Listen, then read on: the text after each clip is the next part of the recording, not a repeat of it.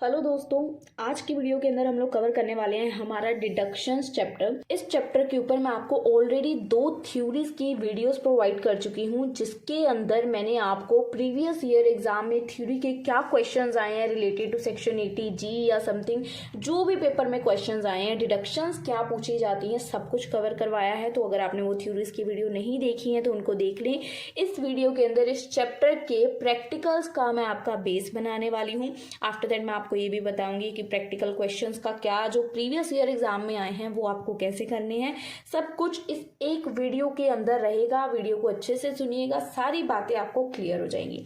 चलिए, जो जो कंसेप्ट दोस्तों मैं आपको नोट डाउन करवाऊं, कृपया करके उनको नोट डाउन करें, क्योंकि उनका कहीं ना कहीं मैं आपको यूज भी बताने वाली हूँ। सबसे पहले हम इसको आगे फॉरवर्ड करते हैं। मेरे पास बुक है थोड़ी पुरानी, तो अपनी बुक्स में प्रोविजंस थोड़ी मैच कर लीजिएगा कि सेम है या नहीं। सबसे पहले आपको ये चीज़ याद रखनी है कि अगर आपकी कोई LIC की प्रीमियम हुई है, ठीक है, और आपको 80C के तहत उसकी डिडक्शन मिल रही है, तो अगर आपकी पॉलिसी बिफोर 2012 से पहले हुई है तो ये वाला केस अप्लाई होगा। यानी कि जितना आप प्रीमियम पे कर रहे हो या 20% ऑफ अमाउंट, जितने अमाउंट की आपने इंश्योरेंस करवाई है उस अमाउंट का 20%, दोनों में से विच एवर इज लेस, उस अमाउंट की आपको डिडक्शन मिलेगी। अगर आपने पॉलिसी करवाई है 2012 अप्रैल के बाद, तो आपके ऊपर ये केस अप्लाई होगा। 10% ऑफ जितना अमाउंट अश्योर करवाया उसका 10% या actual premium which ever is less. और अगर आपकी पॉलिसी इशू हुई है 1/4/2013 on the life of a person with disability, अगर आपको कोई डिसेबिलिटी है, इन दैट केस आपके लिए ये चीज़ लगेगी एक्चुअल प्रीमियम पे या 50% एक्चुअल कैपिटल जितनी अश्योर हुई है। ये चीज़ आपको ना अभी आने वाली वीडियोस में, आने वाले कंसेप्ट क्वेश्चन में समझ आएगी। ये फुल फ्लेज वीडियो रहेगी आपके लिए, ध्यान से सारी बातें सुनना, ठीक है। सबसे पहले मैं आपको एक कंसेप्ट क्लियर करवाना चाहती हूँ, which is a section 80G की एक क्वेश्चन है जो पेपर में ना उसके रिलेटेड एग्जाम में क्वेश्चंस बहुत बार पूछे जाते हैं। ये 80G की कैसे कैलकुलेशन करनी है, आपने सारा कुछ इस कंसेप्ट के थ्रू ही आपको क्लियर होगा कि 80G की कैलकुलेशन क्या है, ठीक है। मेरी बातें ध्यान से समझिएगा। यहाँ पे सबसे पहले एग्जाम्पल देखिए। एग्जाम्पल में मैंने, अगर आपको याद हो, प्रीवियस वीडियो में मैंने आपको 80G की डिडक्शन बताई थी कि 80G की डिडक्शन के अंदर कुछ अमाउंट विद लिमिट होता है और कुछ अमाउंट विदाउट लिमिट होता है, ठीक है। तो यहाँ पे ना आपको मैं बहुत इजीली समझाऊंगी, ठीक है। यहाँ पे देखिए, मिस्टर सोनी जिसकी ग्रोस टोटल इनकम है 40 लाख रुपए, उसको कुछ फॉलोइंग डोनेशंस मिली हैं ऑन द ईयर। ये मेरी बुक थोड़ी पुरानी है तो ईयर्स पुराने हैं, कोई बात नहीं। इसके अंदर हमें इसमें हमें prime minister national relief fund मिल रहा है, उसके बाद कुछ है। अब हमने क्या निकालना है भाई, हमें यहाँ पे नीचे दिया हुआ है gross total income included 10,000 as a profit on sale of long-term capital assets, computed this total income from the assessment year। अब तो हमें ग्रोस टोटल इनकम दी गई है 40 लाख रुपए, ठीक है। उसके बाद ग्रोस टोटल इनकम दी गई है 40 लाख रुपए, उसमें से 80G की डिडक्शन, सिर्फ ये क्वेश्चन 80G की डिडक्शन के ऊपर बेस्ड है कि 80G के अंदर हमें क्या डिडक्शन मिलेगी, इसकी पूरी कैलकुलेशन करेंगे। अब ये जो नीचे 80G की कैलकुलेशन है हम नीचे करेंगे, ठीक है। चलिए पहले देखते हैं हमें। अब इसके अंदर हम 2 केसेस बना लेंगे, नो लिमिट डोनेशन और विद लिमिट, जिसके अंदर लिमिट लगेगी वो डोनेशंस, ठीक है।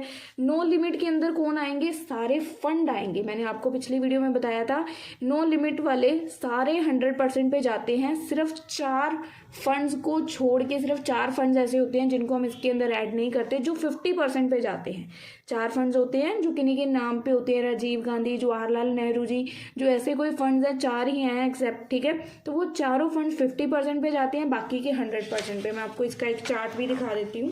तो ये देखिए, ये जो चार्ट है, ठीक है। अगर आपकी नो लिमिट की डोनेशन है तो ये सारे फंड देखिए 100%, 100%, 100%, 100%, सारे 100% पे जा रहे हैं। सिर्फ लास्ट वाले ये जो 4 फंड्स हैं, PM national drought relief fund, Jawaharlal Nehru fund, Indira Gandhi, Rajiv Gandhi, ये 4 फंड्स यहाँ तो 100% पे है बट ये जाएंगे 50% पे। ठीक है, उसके बाद विद लिमिट वाले पे हम ये कैलकुलेशन करेंगे नीचे वाली, ये मैं आपको क्वेश्चन में समझाती हूँ। ठीक है, तो यहाँ पे नो लिमिट डोनेशन और विद लिमिट डोनेशन क्लियर है। अब ऊपर क्वेश्चन की तरफ आते हैं, क्वेश्चन में देखते हैं क्या लिखा हुआ है। फर्स्ट है prime minister national relief fund 1 lakh रुपए का, यानी कि ये फंड है तो ऊपर आएगा 1 लाख रुपए।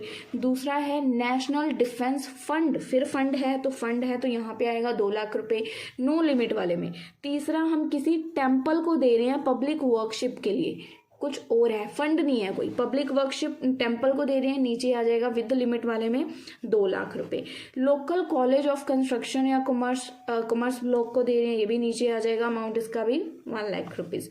ठीक है, उसके बाद हम किसी पुअर स्टूडेंट को कुछ एड दे रहे हैं, यानी कि कुछ भी दे रहे हैं पुअर स्टूडेंट को, तो ये ना ही कोई अप्रूव्ड इंस्टीट्यूशन है ना ही ये कोई फंड है, जस्ट हम ऐसे किसी गरीब बच्चे को पैसे दे रहे हैं तो इसकी कैलकुलेशन नहीं होगी। उसके बाद हम किसी म्यूनसिपल कमेटी को कुछ दे रहे हैं, ये भी फंड नहीं है तो म्यूनसिपल कमेटी की कैलकुलेशन 1 लाख की नीचे आ जाएगी। उसके बाद PGI Chandigarh for promotion family planning के लिए, फैमिली प्लानिंग की भी एक ना ट्रीटमेंट होती है, उसको आप ध्यान से सुनिएगा, मैं आपको समझाऊंगी। फैमिली प्लानिंग वाला अमाउंट भी हम यहाँ पे डाल देंगे, पीजीआई फॉर फैमिली प्लानिंग, यहाँ पे अमाउंट आ जाएगा 50,000। उसके बाद है chief minister earthquake relief fund, ये फंड है तो फंड वाले कहाँ आएंगे, नो लिमिट डोनेशन में। अब नो लिमिट डोनेशन वाले तो सिंपल है, जितना जितना अमाउंट आया उस पर 100% लगा के पूरा का पूरा अमाउंट बाहर निकाल दोगे। विद लिमिट वाले में क्या करना है, इन सभी अमाउंट्स का करोगे टोटल कर लिया। टोटल करने के बाद 4,50,000 या 10% of adjusted GTI. Adjusted GTI कैसे निकलेगी, ग्रोस टोटल इनकम में से हम अपना ये अमाउंट जो है GTI long term capital gain का, इसको माइनस करेंगे। 40 lakh minus 10 lakh is equals to 30 lakh, यहाँ पे इन्होंने नोट दिया हुआ है। अगर हम देखें gross total income GTI for calculation with the limit donation 40 lakh minus long term capital gain करेंगे 30 लाख रुपीज एडजस्टेड जीटीआई निकल आएगी। तो एडजस्टेड जीटीआई का हमने 10% करना है इसका 30 लाख का, तो 3 लाख रुपीज हमारा अमाउंट निकल आएगा। और 4,50,000 और 3 लाख दोनों में से which ever is less, 3 lakh, तो आगे की ट्रीटमेंट हम 3 लाख के बेसिस पे करेंगे। अब अगली ट्रीटमेंट करने से पहले हमें इस साइड वापस नजर मारनी है कि यहाँ कोई फैमिली प्लानिंग तो नहीं है। अगर फैमिली प्लानिंग है तो जितना अमाउंट फैमिली प्लानिंग का है उतना अमाउंट इसमें से निकल जाएगा। फैमिली प्लानिंग कितना है, 50,000 को 100% पे यहाँ पे लिख देंगे 50,000 निकल गया। 3 लाख में से 50,000 गया, 2,50,000 जितना अमाउंट बचेगा उसके ऊपर क्वालिफाइंग लिमिट लगेगी 50% की। फैमिली प्लानिंग 100% पे हमेशा जाएगा। ठीक है, इसके ऊपर आपको एग्जाम में 5 मार्क्स में क्वेश्चन देखने को मिल सकता है, स्पेशली 80G सेक्शन के तहत। ठीक है, तो 50% इस पे लगाओगे 1,25,000 इस पे आ जाएगा, तो ये सारा टोटल करोगे 4,95,000। तो यहाँ पे आपकी 80G की डिडक्शन निकल आएगी 4,95,000, माइनस कर दोगे तो 35 लाख समथिंग आपका अमाउंट आ जाएगा। ये था बिल्कुल बेसिक क्वेश्चन। ठीक है, ऐसे क्वेश्चन 5 मार्क्स में पेपर में आपको पूछ सकते हैं, specially related to section 80G section काफ़ी इंपॉर्टेंट होता है। ठीक है, इस चैप्टर का कह सकते हो मोस्ट इंपॉर्टेंट टॉपिक ही वो है। उसके ऊपर स्पेसिफिक थ्योरी का लॉन्ग क्वेश्चन भी आपको पिछले साल आया था, मैंने उसके ऊपर भी आपको वीडियो प्रोवाइड कर दी हुई है। ठीक है, तो मैं आपके लिए पूरी प्लेलिस्ट प्रिपेयर कर रही हूँ, कृपया करके थ्योरी वाले भी प्रैक्टिकल वाले भी प्लेलिस्ट में विजिट करें। डायरेक्टेक्स लॉ के नाम से प्लेलिस्ट है, कुछ भी कोई टॉपिक है अगर आपको लगता है कि इंपॉर्टेंट है मैंने नहीं करवाया मुझे बताएं, वैसे तो मैंने सारे टॉपिक्स कवर कर दिए। ठीक है, अब बात करते हैं अगला क्वेश्चन मैं आपको कौन सा करवाऊंगी। भाई अगला क्वेश्चन मैं आपको करवाने जा रही हूँ वो ना पूरा फुल फ्लेज एक लॉन्ग क्वेश्चन है। पहले तो ये डिडक्शंस देख लीजिए, मैंने सारी की सारी डिडक्शंस आपको ये करवाई हैं। ठीक है, फिर भी अगर आपको नहीं याद है तो ये वैसे मैंने अपने नोट्स में करवाई थी, और ये मेरी बुक भी थोड़ी पुरानी है, जैसे CCC द वर्ल्ड हमने की थी, फर्स्ट कंट्रीब्यूशन की थी, फिर ये डॉक्टर वाली की थी, फिर ये डिपेंडेंट डिसेबल, सारी डिडक्शंस मैंने अपनी पिछली वीडियोस में करवाई हैं। ठीक है, तो आप लोग बुक से भी कर सकते हो और मेरे नोट्स के थ्रू भी कर सकते हो। लास्ट डिडक्शन मैंने आपको करवाई थी ATM की, ये इस बुक में तो नहीं है, पर इस डिडक्शन का अभी हम जो प्रैक्टिकल क्वेश्चन करेंगे उसमें इस्तेमाल होने वाला है। तो याद रखिएगा, ATM की डिडक्शन क्या होती है, इंटर कॉर्पोरेट डिविडेंड्स के थ्रू, यानी कि डोमेस्टिक कंपनी को रिसीव होता है by a company, domestic company from another domestic company, यानी कि एक कंपनी को अपनी दूसरी डोमेस्टिक कंपनी से कुछ डिविडेंड रिसीव होता है, उसके ऊपर ये डिडक्शन हमें मिलती है। ठीक है, तो इसका अभी क्वेश्चन में यूज है, तो याद रखिएगा। चलिए, अब मैं आपको एग्जाम्पल नंबर करवाने वाली हूँ 9, और इसी एग्जाम्पल के साथ इस एग्जाम्पल को देख लीजिए। उसके बाद आपको मैं एक वीडियो अपनी पुरानी ही प्रोवाइड करूंगी, जिसके अंदर मैंने 2018 में पेपर में जो क्वेश्चन आया था उसको सोल्व करके दिखाया है, वो पुरानी वीडियो रहेगी। आफ्टर दैट जो 2020 से लेके 2025 तक इस चैप्टर से पेपर में जो भी प्रैक्टिकल क्वेश्चन पूछे गए हैं इस चैप्टर से रिलेटेड, वो एग्जाम से 1 महीना पहले जैसे ही फाइनल टच आएगा तो उस चैप्टर वाइज मैं आपके लिए वीडियोस लाऊंगी, क्योंकि ये मेरे लिए पॉसिबल नहीं है कि मैं एक एक क्वेश्चन सॉल्व करूं। सॉल्व है तो मैं आपको समझा पा रही हूँ और टाइम भी कम लग रहा है, पर अगर मुझे खुद सॉल्व करना है उसके लिए मुझे डेफिनेटली किसी की मदद चाहिए, क्योंकि मैं स्टूडेंट हूँ। ठीक है, तो आप लोगों को ये चीज़ ध्यान में रखनी है। मुझे प्रेशराइज ना करें कि वीडियोज़ लाएं, मैं नहीं ला सकती, मेरे हाथ में नहीं है। तो इस वीडियो के थ्रू आपका कंसेप्ट क्लियर हो जाएगा कि एक्चुअल में ये चैप्टर में क्या कर रहे हैं। जैसे हमने सेट ऑफ वाले चैप्टर में अभी किया पिछली वीडियो में, सेट ऑफ के उसी कंसेप्ट के रिलेटेड, यानी कि वो आपको मैं एक फॉर्मेट समझा रही हूँ कि यही फॉर्मेट रहेगा।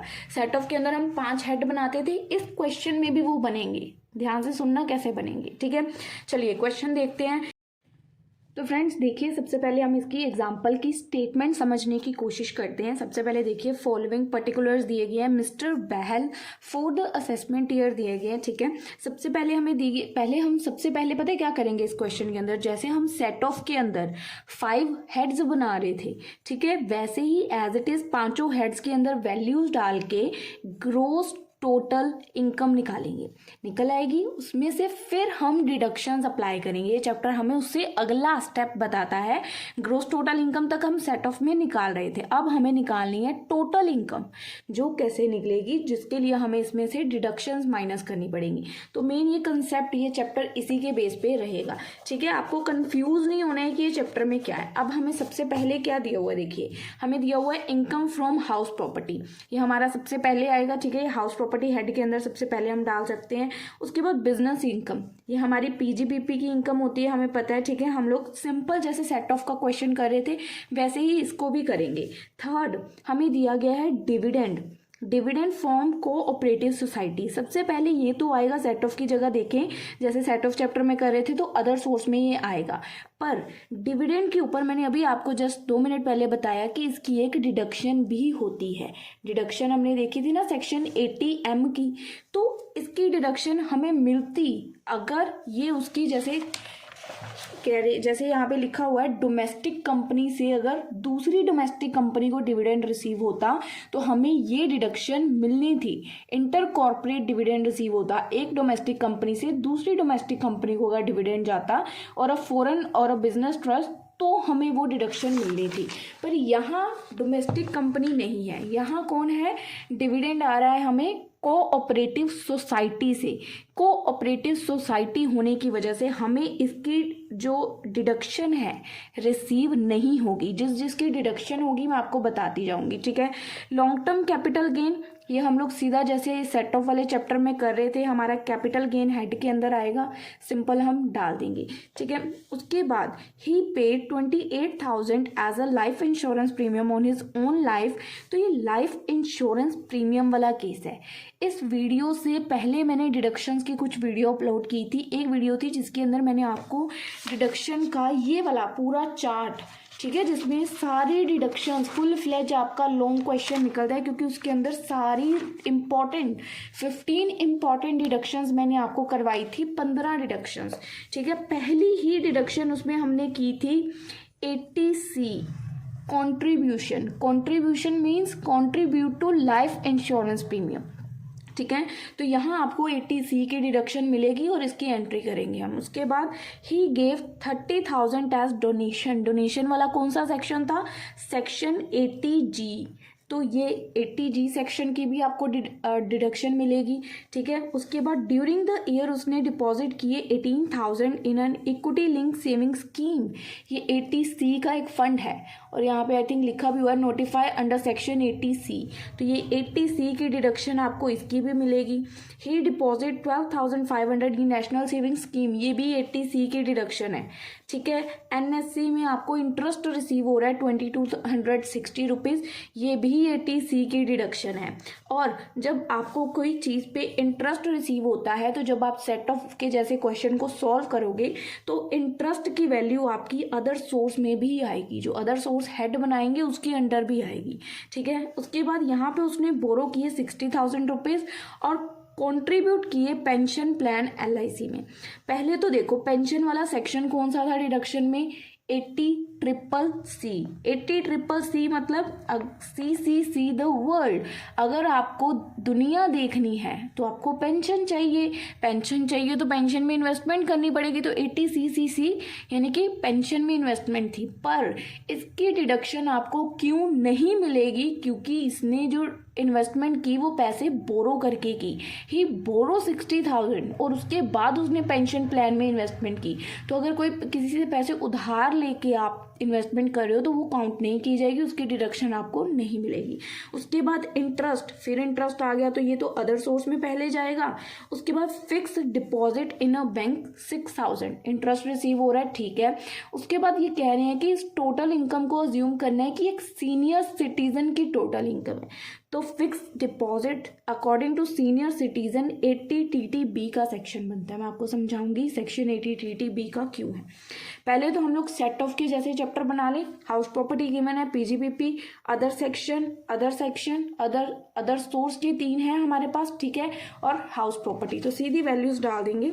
हाउस प्रॉपर्टी की वैल्यू, उसके बाद बिजनेस इनकम की वैल्यू, हमें यहाँ पे PGBP की वैल्यू गिवन थी, ठीक है। जैसे जैसे वैल्यूज गिवन है, अदर सोर्स की वैल्यू 15,500, यहाँ अदर सोर्स की वैल्यू है 2260 और यहाँ अदर सोर्स की वैल्यू है 6,000। सिंपली सारी वैल्यूज डाल के टोटल अब आ जाएगा आपका 3,59,960 रुपीज़ ग्रोस टोटल इनकम निकल आएगी। यहाँ तक तो सारा concept set of and carry forward वाले चैप्टर की तरह ही था, पर अब हमने आगे क्या करना है? डिडक्शंस माइनस करनी है। डिडक्शन माइनस करना कंसेप्ट बहुत ध्यान से सुनना है, ठीक है। सबसे पहले लेनी है हमने डिडक्शन 80C की। 80C की एक डिडक्शन नहीं है, 80C, ठीक है। उसके बाद ये भी 80C की है। तो 80C की डिडक्शंस देखनी है हमने कौन कौन सी हैं, ठीक है। कितनी 80C की डिडक्शंस है? 4 हैं आई थिंक, ठीक है। सबसे पहले हम ये वाली सॉल्व करते हैं, ठीक है। He paid 28,000 as a life insurance premium on his own life, जिसकी पॉलिसी थी 2 लाख रुपीज़ की। पर यह पॉलिसी कब इशू हुई? 1 मई 2013 को। अब ये बंदा किसी एंगल से डिसेबल नहीं है। जब हमने चैप्टर शुरू किया था मैंने आपको एक कंसेप्ट समझाया था कि आपको लाइफ इंश्योरेंस प्रीमियम वाला वो कंसेप्ट याद रखना है या कहीं नोट डाउन कर लो। क्यों बोला था भाई? क्योंकि वो यहाँ पे अभी आपको काम आने वाला है। क्यों बोला था मैंने? क्योंकि ये कंसेप्ट अब आपका यूज़ होगा। लाइफ इंश्योरेंस प्रीमियम का केस था, अगर 1/4/2012 से पहले पॉलिसी इशू हुई है तो ये केस, और 1/4/2012 के बाद इशू हुई है तो ये केस। डिसेबिलिटी है तो ये लास्ट वाला केस। अब 1/4/2012 के बाद इशू हुई है, यहाँ पे देखो डेट, पॉलिसी इशू ऑन 1 मई 2013, मतलब 12 के बाद इशू हुई है तो ये वाला केस लगेगा। एक्चुअल जितना प्रीमियम पे किया या 10% ऑफ द सम अश्योर्ड, जितने अमाउंट की इंश्योरेंस करवाई थी उसका 10%, यानी कि एक तो हम 28,000 पे कर रहे हैं प्रीमियम और 2 लाख का 10% 28,000 या 20,000 विच एवर इज लेस, दोनों में से छोटी वैल्यू कौन सी है वो हम लोग डिडक्शन ले लेंगे। सबसे पहले यहाँ पे देखिए लाइफ इंश्योरेंस प्रीमियम 28,000 और 10% ऑफ सम इश्योर यानी कि 2 लाख का 10% 20,000 which ever is less, 20,000 less है भाई, यहाँ पे डाल दिया। अब यहाँ पे कुछ और भी कह रहे हैं कि ही ऑल्सो पे 6,000 ऑन अ लाइफ पॉलिसी, जो कि उसने 50,000 की इंश्योरेंस करवाई थी जिसपे वो 6,000 प्रीमियम पे करा था, जो कि उसने कब ली थी? 2010 में, यानी कि 2012 से पहले, बिफोर, तो ये वाला केस अप्लाई होगा। एक्चुअल प्रीमियम कितना पे किया और जो अश्योर है उसका 20%। एक्चुअल प्रीमियम वो 6000 पे कर रहा है और इसका 20% कर लो, 50,000 का 20% कर लो, 10,000 आ जाएगा। तो 6000 और 10,000 में कौन सी वैल्यू छोटी है, 10,000 या 6000? भाई 6000 छोटी वैल्यू, तो 6000 डाल दी यहाँ पे हमने वैल्यू। 80C की ये वाली डिडक्शन कंप्लीट हो गई हमारी, इस पर हम कर देते हैं टिक। ठीक है, ऊपर वाली हमने सारी वैल्यूज डाल ली, इसकी डिडक्शन हमें नहीं मिलेगी क्योंकि ये कोऑपरेटिव सोसाइटी है। 80C की ये डिडक्शन हो गई। अब उसके बाद 80C की मुझे यहाँ पे एक डिडक्शन दिख रही है 18,000 की, ये आप एज इट इज़ डाल दोगे। ठीक है, उसके बाद दूसरी डिडक्शन मुझे यहाँ पे दिख रही है 12,500 की, ये भी एज इट इज़ जाएगी। और थर्ड 80C की 2260 इंटरेस्ट जो हमने लिया था, ये भी एज इट इज़ जाएगी। 3 डिडक्शन है 80C की, 18,000, 12,500 और 2260। तीनों डिडक्शंस 80C की यहाँ पे डली हुई हैं। देखो सभी अमाउंट्स को कर दिया हमने टोटल, ये हमारी वैल्यू आ गई। अब जब हमने 80C की डिडक्शन देखी थी तो उन्होंने क्या कहा था कि जो डिडक्शन का अमाउंट है, या तो जो एक्चुअल अमाउंट है या 1,50,000 है, दोनों में से जो भी वैल्यू छोटी होगी। अब छोटी वैल्यू तो यही है 58,000, पर सोचो फॉर अजम्पशन या एग्जाम्पल देखो, अगर यहाँ पे टोटल 1,60,000 या 1,70,000 आया होता तो आपकी डिडक्शन तो 1,50,000 की मैक्स है, मैक्सिमम आपको इतनी ही अलाउड है, इससे ज़्यादा की डिडक्शन तो आपको मिल ही नहीं सकती। तो 1,50,000 की अप्लाई होनी थी। अब क्योंकि अमाउंट छोटा है तो ये वाली डिडक्शन आपको मिलेगी 58,760 का अमाउंट की पहली डिडक्शन 80C की। ठीक है, पहली डिडक्शन मिल गई भाई हमें। दूसरी डिडक्शन कौन सी होती है, पहली 80C की, उसके बाद आती है 80CCC की, पेंशन फंड की। पर ये हमें मिल तो जाती, पर क्यों नहीं मिलेगी, क्योंकि ये पैसे उसने उधार पे लेके फिर उसको आगे इन्वेस्ट किया। अगर आप पैसे उधार लेके कहीं इन्वेस्टमेंट करते हो तो उस केस में आपको डिडक्शन नहीं मिलती है, तो इसकी डिडक्शन हम यहाँ पे लिख देंगे नील। भाई नहीं देंगे हम तुम्हें ये डिडक्शन। ठीक है, एक बात हमेशा याद रखना, जब भी डिडक्शंस निकालनी है, जो 80G की डिडक्शन है इसकी कैलकुलेशन सबसे लास्ट में करोगे, इसको पहले नहीं कैलकुलेट करना। ठीक है, पहले सारी निपटा लो फिर 80G पे आना। ठीक है, अब उसके बाद एक और डिडक्शन है interest accrued fixed deposit in bank, 80TTB। अब आप बोलोगे TTB क्यों है, TTA क्यों नहीं है? भाई TTA जो था वो सेविंग अकाउंट इंटरेस्ट पे था, ठीक है, पर वो सीनियर सिटीजन्स को छोड़ के बाकी लोगों के लिए था, सीनियर सिटीजन्स के लिए नहीं था। 80TTB की बात करें तो ये सिर्फ सीनियर सिटीजन के लिए था। इसके अंदर जो लिमिट थी एक्चुअल अमाउंट या 50,000 मैक्सिमम थी, और जो सीनियर सिटीजन के अलग था उसमें 10,000 थी। तो ये सीनियर सिटीजन का क्वेश्चन है, स्पेसिफाई है सीनियर सिटीजन आपको अज्यूम करना है। तो 6,000 और 50,000 विच एवर इज लेस, उसकी आपको डिडक्शन मिल जाएगी। 6,000 और 50,000 which ever is less, 6,000 by 6,000 की डिडक्शन मिल गई।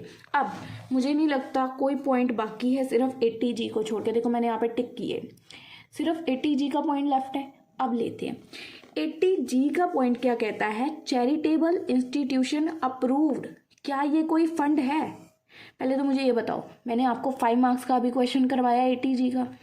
80G के क्वेश्चन में हम क्या करते हैं, एक होता है विद लिमिट और एक होता है विदाउट लिमिट। ठीक है, इसके अंदर कोई फंड नहीं है, कोई मतलब फंड लिखा ही नहीं हुआ। हमने जो क्वेश्चन किया था हम उसको एक साथ खोल लेते हैं ताकि आपको कंफ्यूजन ना हो।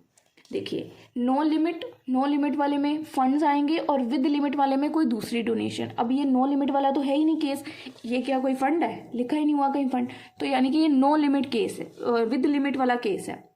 और विद लिमिट केस में ये झमेला करना पड़ेगा। चलो करते हैं झमेला। इस झमेले के लिए हमें क्या चाहिए, 30,000 का अमाउंट, 30,000 का भाई हमने यहाँ पे अमाउंट लिख दिया, एक्चुअल डोनेशन। अब क्या करना है, हमने निकालना है 10% of adjusted GTI। Adjusted GTI जो आपने यहाँ निकालना सीखा ना, जो ये निकाला हमने 40 लाख में से 10 लाख गए, ये सिर्फ 10% का कंसेप्ट है। अब असली GTI एडजस्टेड GTI समझो कैसे निकलेगा। एडजस्टेड GTI में क्या क्या करना होता है आपको समझो ध्यान से। एडजस्टेड GTI निकालना है, सबसे पहले इसमें आपको चाहिए gross total income. Gross total income का अमाउंट ले लोगे, फिर आप इसमें से माइनस करोगे लॉन्ग टर्म कैपिटल गेन, जितना भी आपका लॉन्ग टर्म का कैपिटल गेन हुआ है ये होगा आपका माइनस। फिर इसमें से आप सारी की सारी डिडक्शन, इसीलिए मैंने बोला 80G की डिडक्शन सबसे एंड में माइनस करनी है, निकालनी है। इसमें से सारी डिडक्शन इसमें से माइनस होगी, सिर्फ 80G की डिडक्शन को छोड़ के, एक्सेप्ट 80G। ये सारी डिडक्शन और लॉन्ग टर्म कैपिटल गेन्स को जब आप ग्रोस टोटल इनकम इस वैल्यू में से माइनस कर देंगे तो आपकी एडजस्टेड GTI निकल आएगी। ये आप चाहे कहीं पे लिख लें, क्योंकि यहाँ हम सिर्फ क्या किया, हमने ग्रोस टोटल इनकम में से long term capital gain minus किया। क्यों किया? क्योंकि इस क्वेश्चन में कोई डिडक्शन थी ही नहीं। इस क्वेश्चन में कोई डिडक्शन 80G के अलावा थी ही नहीं, क्वेश्चन ही 80G का था, है ना। पर इस क्वेश्चन में आपके पास डिडक्शन है और adjusted GTI full fledge question में ऐसे निकलती है, ठीक है। अब मैंने ये जो 30,000 की वैल्यू यहाँ पे लिखी हुई है कि डोनेशन की, वो तो लिख रही। अब मुझे निकालना है 10% एडजस्टेड GTI का, 10% ऑफ GTI कैसे निकलेगा। सबसे पहले मैंने ली है ग्रोस टोटल इनकम, कितनी है 3,59,960। इसमें से अब मुझे ये सारी वैल्यूज माइनस करनी है। सबसे पहले मैं देखूंगी लॉन्ग टर्म कैपिटल गेन कितना है, 95,000 का। सबसे पहले 95,000 गया माइनस में, उसके बाद मुझे डिडक्शंस माइनस करनी है। पहली डिडक्शन कितनी है 58,760 की, ये माइनस होगी। दूसरी डिडक्शन है 6,000 की। तीनों वैल्यूज को मैं ग्रोस टोटल इनकम से माइनस करूंगी, जो वैल्यू आएगी उसका 10% निकालूंगी तो ये वैल्यू निकल आएगी 20020। 10% करने पे ये निकल आएगी। हमने यहाँ भी यही किया था, 10% निकाला था, जो विच एवर इज लेस निकाली थी। फिर उसके बाद हमने क्या देखा, 3 लाख हमारी वैल्यू आ गई थी। उसके बाद हमने क्या देखा कि कोई फैमिली प्लानिंग का केस है या नहीं है, तो इसमें तो कोई फैमिली प्लानिंग का केस था ही नहीं ना। एडजस्ट हमने डोनेशन निकाली, सिंपल एक पॉइंट है, फैमिली प्लानिंग का तो कोई केस ही नहीं है। अगर फैमिली प्लानिंग का केस ना होता तो सीधा 3 लाख पे 50% लगना था। तो अब जितना अमाउंट बच गया उस पर क्या लगा 50%। तो हमने 10% निकाला, इसका 10% निकाला। हमने देखा विच एवर इज लेस, 30,000 छोटी वैल्यू है या 20,020 छोटी वैल्यू, दोनों में से कौन सी वैल्यू छोटी है 20,000। जो भी value which ever is less, पहले तो विच एवर इज लेस निकाल के उसमें हम देखेंगे कोई फैमिली प्लानिंग का केस ना हो। फैमिली प्लानिंग का केस 100% पे निकल जाएगा। फैमिली प्लानिंग का केस नहीं है, इसलिए हमने जितनी वैल्यू थी विच एवर इज लेस वाली उस पर 50% लगाया।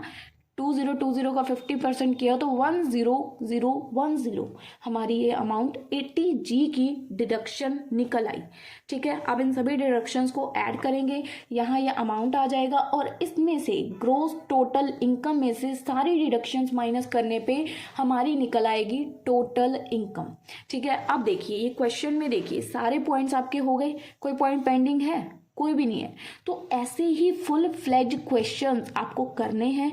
कुछ अगली एग्जांपल्स देखेंगे, मिलती जुलती एग्जैक्ट ऐसी ही होंगी, एक आधा पॉइंट हो सकता है कोई इधर उधर हो, बाकी जो भी पिछली, ये मुझे वीडियो इसलिए मैंने फुल फ्लेज क्वेश्चन पे बनाई ताकि आपका चैप्टर के रिलेटेड कंसेप्ट क्लियर हो। फुल फ्लेज क्वेश्चन जो आपका पूरी डिडक्शंस के ऊपर बनता है और 80G का 5 मार्क्स का क्वेश्चन, और उसके ऊपर थ्योरी भी आती है। डिडक्शंस टोटल 15 डिडक्शंस मैंने आपको करवाई हैं, बहुत डिटेल में समझाने की कोशिश की थी मैंने उस वीडियो में। तो यही मैं कहूँगी कि ये वीडियो यहीं वाइंड अप होती है। मुझे कंसेप्ट क्लियर करना था, आई थिंक आपको क्लियर है। बाकी अगर आपको कुछ डाउट्स हैं, कुछ प्रॉब्लम्स हैं, तो आपको हमारी आईडीज़ पता है। प्रीवियस ईयर के जो क्वेश्चंस हैं उनकी वीडियोस आपको पता है कि एग्जाम से पहले मैं लाने की कोशिश करूंगी, फाइनल टच आने के बाद। So that's all about today's video. Previous videos को ज़रूर देख लीजिएगा, पूरी प्लेलिस्ट बना दी हुई है और प्लेलिस्ट आप ही के भले के लिए बनाई है, तो उसको ज़रूर देखें। चलिए मिलेंगे हम लोग आपसे अपनी अगली वीडियो में, तब तक के लिए स्टे ट्यून्ड, गुड बाय।